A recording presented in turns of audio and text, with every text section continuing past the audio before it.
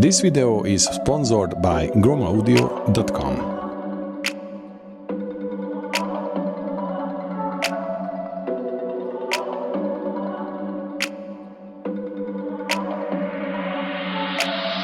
Hi folks, in the unboxing video I mentioned GROM Audio get contacted with me to have this unit into my getting older car Lexus LS600h, and this brings to the infotainment system into the 2025 or 2026. Waze, Google Maps, everything will work on it, on the original OEM screen and everything, so it will be so nice and stylish still. I don't know anything about it, how to integrate this into the car, but I have a professional guy, Zoltán Fekete from Fekete Diagnostics. Hi Zoltán. Hello. And he's going to help me to put this in and upgrade my system to the new age. Let's go.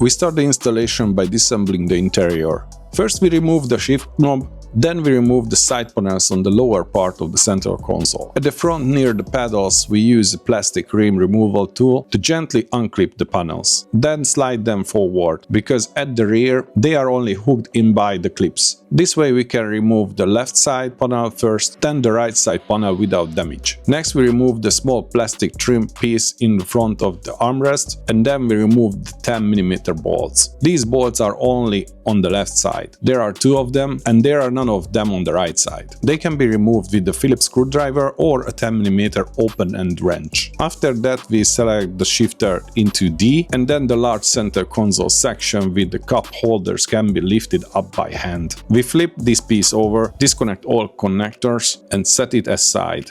The next part is ashtray section. We can pull it out from the bottom by hand with a gentle movement. Once the lower part releases, the upper part comes out as well. Here we also disconnect all connectors and set this piece aside too. Next, through the small side opening at roughly a 45-degree angle, we can see the 10mm bolt head that secures the head unit on both sides. If the bolt drops, there is no need to worry. The carpet is held in place by a small clip, and by releasing that clip you can easily find the bolt. In practice, the bolt almost always drops because the space is narrow and difficult to access. So it is recommended to use an extension on the socket wrench. After removing the left side, we also remove the bolt on the right side. The shifter remains in D.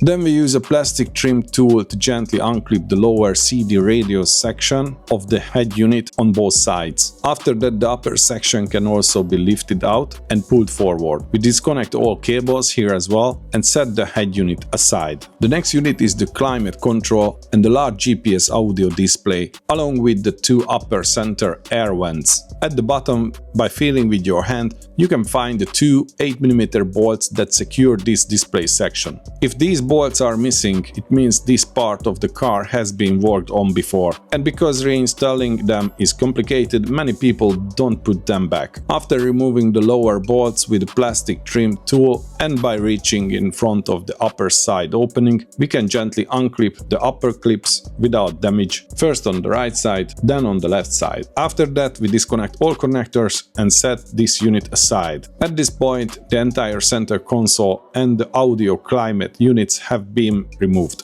Now we can start the wiring for GROM Audio VLine VL2. The connector colors help a lot to connect everything correctly. First, they only plug into each other, and second, different colors have different connector shapes, so they cannot be mixed up. We start with the blue connectors, we connect it to the factory cable, then connect the GROM Audio arms to the factory display. Next we place the GPS unit above the upper air vents on the right side. There is enough room here, the signal reception is good and nothing will cause interferences. After that we connect the main harness. First we connect it to the factory connectors coming from the dashboard. Now we install the small red screw type connector that goes onto the purple red wire. Before that we strip about 1.5 cm of insulation from the purple wire, then screw on the lower and upper parts of the connector. After that we gently pull on it a little to make sure it is secure and does not slip off. We then unscrew the top cap of the small red connector, and by turning the black side of the 14-pin connector around, we attach it to the lower thinner wire of the two red wires on the right side. This way the small pin pierces through the insulation of the red wire and makes the electrical connection. Next we route the intermediate arms under the center reinforcement crossbar behind the head unit,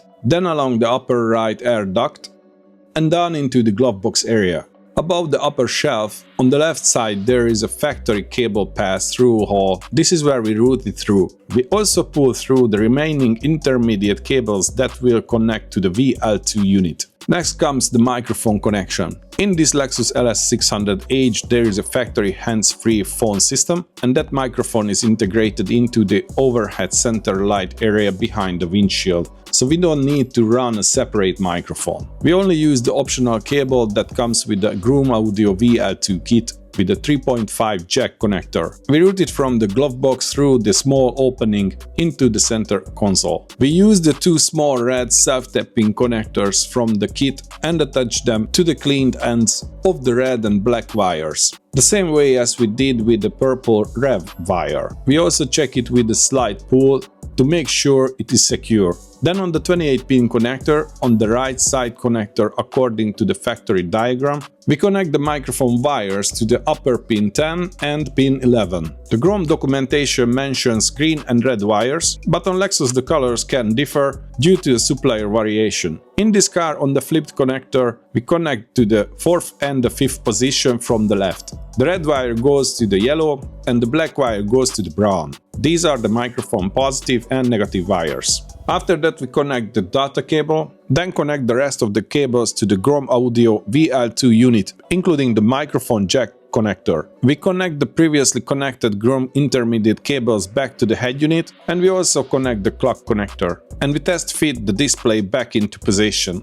We arrange the cables gently without forcing or crushing them. Then we also arrange the cables at the bottom and reconnect everything to the head unit. After this, the most important part comes. The system must be tested before fully reinstalling everything. We didn't find any clear instruction about this in any video. We connected the rev wire, the purple, to the reverse camera wire, which doesn't provide constant 12V, only when the shifter is in reverse. In that case, the VL2 unit receives 12V, detects reserves, shows the factory reverse camera image and mutes the music. If the shifter is not in reverse, there will be no 12V on this wire, and during installation it is easy to think something is wired incorrectly when it is not. For the test we switch the ignition on, then move the shifter to the R, reverse gear. At that point the voltage is visible on the tester as well. If the test is successful and everything works correctly, we can reinstall the interior parts. For reinstallation, we put the shifter back into D, then we clip the head unit back in, first the top, then the bottom, and reinstall the two 8mm bolts on both sides.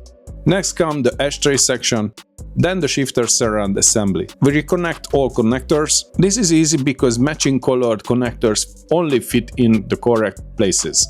We place it back in by sitting the part towards the head unit first, then the parts towards the armrest clicks into the place. Then we reinstall the shift knob and secure the shifter surrounding assembly with the two bolts on the left side, and then the two side panels that we removed at the very beginning. Finally we reinstall the small plastic trim piece in front of the armrest, and with that the installation is complete. Accessing the VLine VL2 is very simple. Basically you just need to press the CD changer button twice and the system immediately switches from the factory Lexus menu to the GROM Audio menu. A separate video will be made about the menu system itself, its quality, the sound performance and the overall operation of the unit. In that video I will share my personal experience covering both the pros and the cons. So we finished to integrate this module into the Lexus LS600h, which was very simple. Everything was absolutely easy to fix, and we had an issue. During the video I explained it, what was that with the rev cable, which is very important and I have not found in any previous video any languages in before, and that was causing a few days delay for us, but we were communicating with the factory and they were so helpful and we find the solution for it. And If we don't face with this issue, it's like 1, maybe maximum 2 hours to put this unit into the LS600h, and I believe in many other models, because they have units for Mercedes, Audi and other brands as well.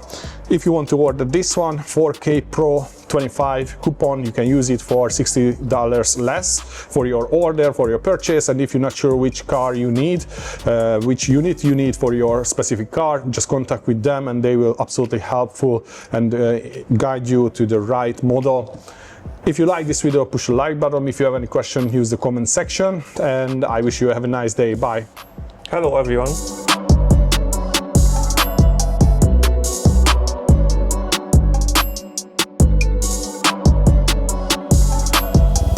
The location for this video was provided by Kedven's Car Service.